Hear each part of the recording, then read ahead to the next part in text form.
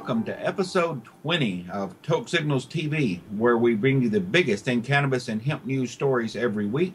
I'm Steve Elliott, the editor of TokeSignals.com, and I'll be guiding you through the news. First, let's take a look at our bud pick of the week. We have Funk Skunk, which is a sativa-dominant flower. I got this today at Hope Alternative Medicine, a shop in Silverdale, Washington. And I got this for $11 a gram. Everything is 11 a gram flower-wise across the board at Hope Alternative Medicine. And as you can see here, they have some quite good flowers indeed. Let's do the news, shall we? On hemp news this week, the Florida Supreme Court on December 5th began hearing arguments over the medical marijuana ballot drive in the Sunshine State. Should Florida voters be allowed to decide the medical marijuana question for themselves? The Florida Supreme Court on Thursday, December 5th, began hearing arguments that could determine whether voters get to make that call at the ballot box next year. For the past 3 years, medical marijuana bills in the Florida legislature died without Republican leaders even scheduling a vote. Cannabis advocates say they are now acting because the legislature has failed to lead. Opponents of a proposed constitutional amendment, which would allow the medicinal use of cannabis with a doctor's authorization, want the Supreme Court to rule the proposal does not meet ballot requirements. Republican Attorney General Pam Bondi and other opponents claim the ballot language, limited by law to 90 words, is a misleading summary of the 6-page amendment. They also claim that the amendment changes more than one government function, while under Florida law, constitutional amendments must be limited to single subjects. Opponents claim the proposed medical marijuana law affects the Department of Health, the Florida legislature, law enforcement, open records, and courts. The proposal hides the fact that the amendment would make Florida one of the most lenient medical marijuana states, reads Attorney General Bondi's court brief. Bondi claims it could lead to de facto unfettered marijuana legalization under the guise of compassionate medicine. Advocates, however, argue that a previous court ruling established that a proposal must substantially alter the functions of multiple branches of government in order to violate the single subject test. The measure is sponsored by People United for Medical Marijuana, led by Orlando attorney John Morgan, a prominent political power broker in the Sunshine State. Opponents include Attorney General Bondi, Florida House Speaker Will Weatherford, Florida Senate President Don Gates, and predictably, some law enforcement groups. If Attorney General Bondi's arguments prevail, the medical marijuana effort is dead in Florida for at least another year. If Morgan's side wins, however, the measure still needs 683,159 valid voter signatures by February 1st in order to qualify for the 2014 ballot.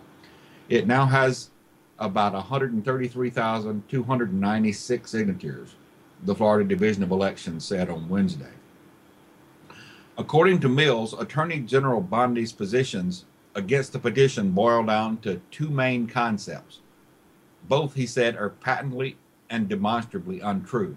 First, that the language would allow doctors to authorize medical marijuana for literally any condition, regardless of whether it is debilitating. And secondly, that the petition sends mixed signals about the legality of cannabis under federal law. But the petition language is clear, Mills said. Doctors must certify that the condition they're prescribing for is debilitating to the patient, he said. It also explicitly warns the voters that nothing in the amendment allows a violation of federal law.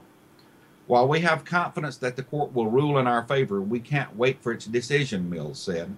We have to collect all the petitions we need within the next 30 days. Now, if the measure actually makes the ballot, a simple majority won't be enough to pass it. Under Florida law, constitutional amendments must get 60% of the vote to pass. That is still very possible, though. A poll from November showed that an overwhelming 82% of state voters favor medical marijuana, with just 16% of them opposing it. With the measure's major supporters, Morgan, Ben Pillara, and University of Florida Law Dean Emeritus John Mills being Democrats, and its major opponents, Attorney General Bondi, Speaker Weatherford, and Senate President Gates all being Republicans, The question could have a big political impact statewide, bringing more Democrats to the voting booths next year. A governor's race is on the ballot, and it could be greatly impacted. The amendment's opponents, mostly Republicans, support incumbent Governor Rick Scott. Medical marijuana's backers are Democrats who support gubernatorial candidate Charlie Crist, a proponent of the measure. Puffin Director John Morgan is a friend and recent employer to Crist. Medical marijuana is an idea whose time has come, said Donald M. Jones, a constitutional law professor at the University of Miami. This is a case where the social policy so strongly favors the embrace of medical marijuana that I think the court will err on the side of evolution of drug policy.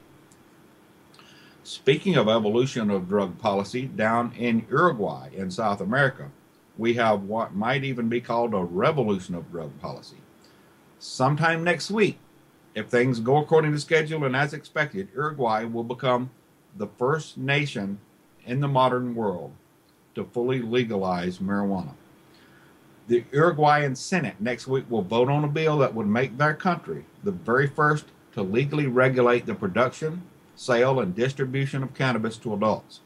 This bill has already been approved in the House of Representatives back in July with 50 out of 96 votes. The Senate vote will most likely take place on Tuesday, December 10th. Once approved in the Senate, Uruguay will have 120 days to write the regulations before implementing the law. The marijuana legalization proposal was put forward by President Jose Mujica in June 2012 as part of a comprehensive package aimed at fighting crime and public insecurity.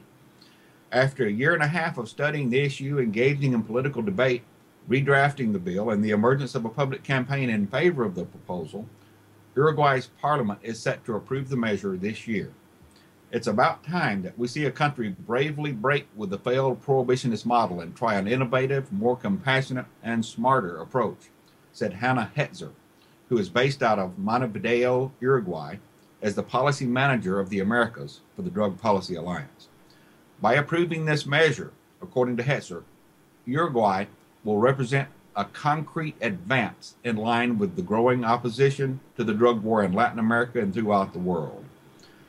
The Uruguayan proposal has also gained attention abroad over the past year as momentum has built throughout the United States, Latin America, and elsewhere for broad drug policy reform. In November 2012, of course, Colorado and Washington became the first political jurisdictions anywhere in the world to approve the legal regulation of marijuana, at least since the 1961 United Nations Single Convention Narcotics Treaty. And in August, the White House announced that the federal government will not interfere with state marijuana laws as long as a number of stipulations are adhered to, such as preventing distribution to minors. Last year, Colorado and Washington, this year, Uruguay, and next year, Oregon, and hopefully more states as well, said Ethan Nadelman, Executive Director of the Drug Policy Alliance. We still have a long way to go, but who would have believed just 5 years ago that legalizing marijuana would have become a mainstream political reality, both in the United States and abroad? The Uruguayan bill allows 4 forms of access to marijuana: medical marijuana through the Ministry of Public Health, domestic cultivation of 6 plants, membership clubs similar to those found in Spain, and licensed sale through pharmacies. It also prohibits sales to minors, driving under the influence, and all forms of marijuana advertising. In the year since Mujica announced his proposal, support for the initiative has risen among diverse sectors of Uruguayan society. A national TV ad campaign featuring a mother, a doctor, and a lawyer explaining the measure's benefits on public safety and health has reached hundreds of thousands of residents. Regulación Responsible Regulation, the coalition of prominent Uruguayan organizations and individuals that support the initiative, has held events around the country sparking debate at all levels. LGBT, women's rights, health, student, environmental, and human rights organizations have all united to support responsible regulation alongside trade unions, doctors, musicians, lawyers, athletes, writers, actors, and academics. This is a truly diverse movement comprised of people who believe that marijuana reform will benefit all of Uruguayan society, said Hetzer.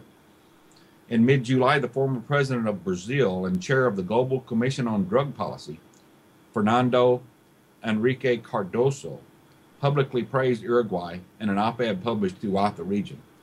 Just a week later, Uruguayan members of Congress received a letter of support signed by 65 Mexican legislators, congratulating their leadership in promoting better drug policies and laws. And the week before the House vote, these Uruguayan members of Congress received a second letter of support signed by more than 100 organizations worldwide, celebrating the, quote, immense contribution and comprehensive proposal to deal with the implications that drugs have on health, development, security, and human rights. In recent years, this debate and the political will for drug policy reform has gained unprecedented momentum in Latin America. In 2011, Kofi Annan, Paul Volcker, and Richard Branson joined former Presidents Fernando Enrique Cardoso of Brazil, Cesar Gaviria of Colombia, and Ernesto Zedillo of Mexico, along with other distinguished members of the Global Commission on Drug Policy, in saying that the time had come to break the taboo on exploring alternatives to the failed war on drugs, and to encourage experimentation by governments with models of legal regulation of drugs, especially marijuana. Mujica and his growing chorus of current and former Latin American political leaders are contending that the legal regulation will separate marijuana users from the offer of more dangerous drugs on the black market, allow access to medical marijuana for patients in need, and enable Uruguay to reinvest the millions of dollars now flowing into the pockets of drug traffickers into education, treatment, and prevention of problematic drug use.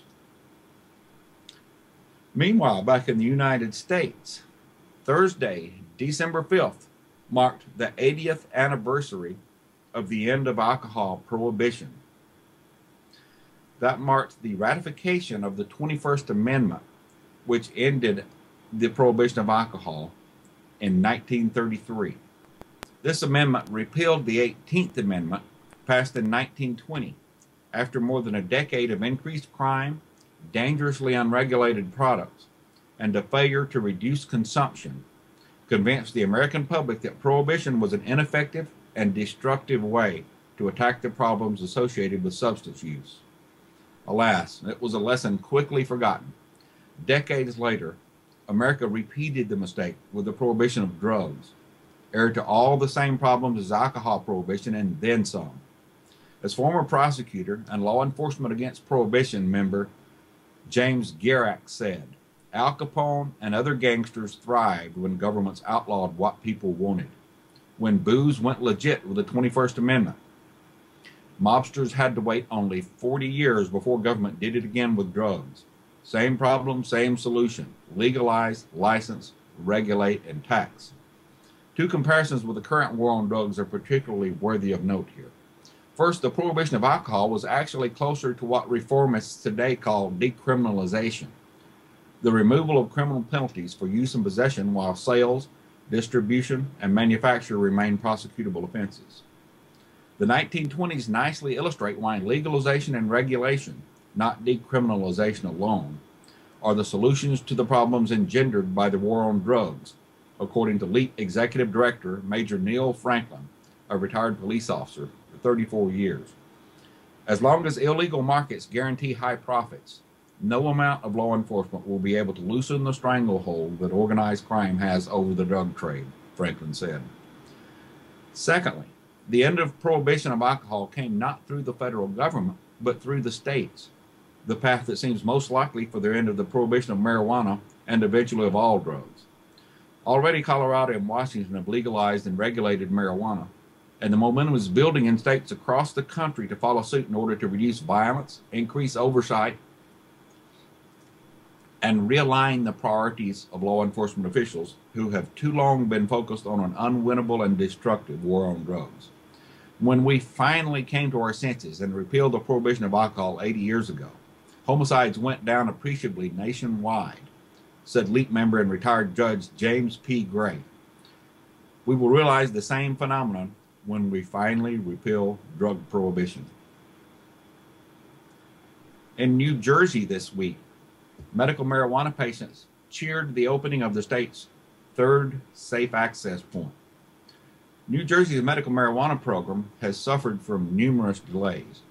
There were controversies over the state's vetting process, over the lack of traditional bank financing, over the reluctance of doctors to participate in the program, and over the unwillingness of many local officials to host a dispensary in their town. But the state's third medical marijuana dispensary, Garden State Dispensary, finally opened on Wednesday. The facility occupies an old electronics store between shopping centers and a car dealership in Woodbridge. Wednesday's grand opening was largely ceremonial. The owners and staff had a soft note opening on November 22nd, according to Yale Galanter, the dispensary's lawyer and spokesperson. From the trial launch through 4 p.m. on Wednesday, 430 patients had bought medical marijuana from Garden State Dispensary, according to Galanter. Starting on Thursday, the shop will serve about 40 patients a day, he said. Michael Weiser, Garden State's Florida-based chief operating officer, also runs 8 medical marijuana dispensaries in Colorado, along with his son David. He said his goal was to serve all 1,500 of New Jersey's medical marijuana patients, many of whom have waited more than a year for safe access. Garden State Dispensary was rejected by numerous communities in New Jersey, including Carteret, East Brunswick, Edison, New Brunswick, Perth Amboy, Rahway, and South Brunswick, according to Weiser. He said he spent more than $7 million to buy and renovate the building and property. Now the hope is that the word finally gets out that the program, which has taken nearly 4 years to become operational, is finally ready to serve patients. Only 3 of 6 planned dispensaries are open statewide so far. With only 1,500 people enrolled in a state with nearly 9 million people, that number is too small, Galanter said. Either doctors aren't educated or patients don't know what's available. Our message is, if you have glaucoma, Crohn's disease, terminal cancer, appetite problems, you need to talk to your doctor about this. If your doctor kicks you to the curb, find another doctor. Galanter credited Mayor John McCormick of Woodbridge with welcoming the dispensary. The mayor helped cut a green ribbon in front of the shop on Wednesday. Regardless of what anybody thinks of medical marijuana, this is a business decision, Mayor McCormick said. We love new businesses. Also in New Jersey, and this news isn't nearly as good, Governor Christie refused to sign a bill which would have expanded the state's medical marijuana program. Governor Christie on Tuesday told reporters he is not open, quote unquote, to expanding the state's medical marijuana law, claiming that such efforts are just a backdoor to legalizing cannabis for everyone. See, this is what happens, Governor Christie said. Every time you sign one expansion, then the advocates will come back and ask for another one. He said that from his State House office on Tuesday afternoon. Here's what the advocates want, Christie said. They want legalization of marijuana in New Jersey. It will not happen on my watch, ever. I am done expanding the medical marijuana program under any circumstances. So we're done. They're not getting legalization under this governor, Christie said. The idea for the bill to expand New Jersey's medical marijuana program had come from Megan and Brian Wilson of Scotch Plains, who had already waged a successful battle to loosen restrictions which kept their 2.5-year-old daughter, Vivian, from getting the forms of cannabis needed to relieve her severe epilepsy. The Wilsons had hoped they could grow a high CBD strain of marijuana that has been shown to reduce the frequency and severity of seizures in children. But despite changes to the law which Christie approved this summer, the Wilsons said they are no closer to help for Vivian. The state's 2 operating medical marijuana dispensaries still aren't producing edible products. The Wilsons learned how to make concentrated cannabis oil, but the state health department can't test the oil for potency. Assemblywoman Linda Stender, a Democrat from Union, New Jersey, sponsor of the measure, said she doubted whether Governor Christie had even read the bill. It's not about marijuana legalization for recreational use. This is about legitimate access for sick people who need it, Stender said. It infuriates me. He is so cold-hearted to the needs of the people he is supposed to represent. In the United States, forced guilty pleas in drug cases. The threat of draconian sentences means few will risk a trial.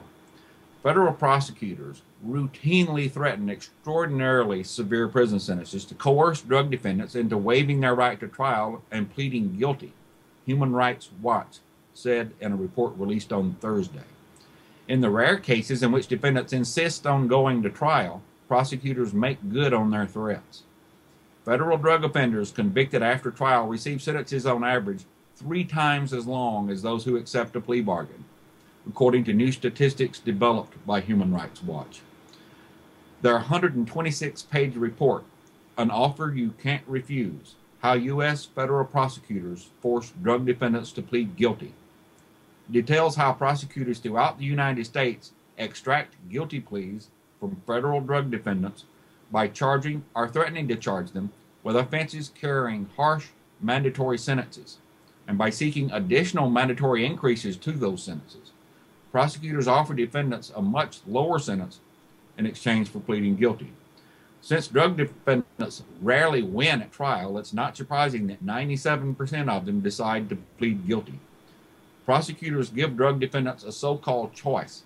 In the most egregious cases, the choice can be to plead guilty to 10 years or risk life without parole by going to trial, according to Jamie Fellner, senior advisor to the U.S. program at Human Rights Watch and author of this report. Prosecutors make offers few drug defendants can refuse. This is coercion, pure and simple.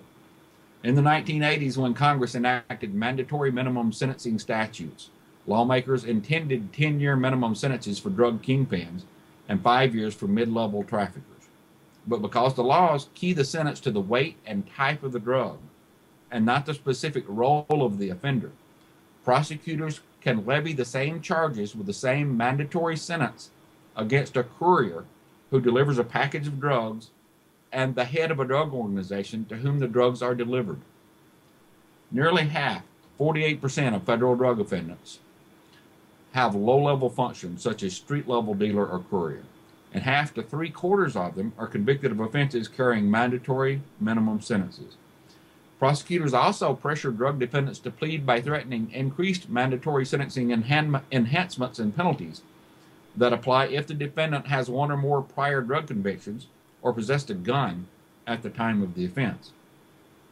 If the prosecutors carry out their threats, they add decades to the defendant's time behind bars, resulting in punishments that, as one federal judge, John Gleason of New York's Eastern District, recently put it, are so excessively severe they take your breath away.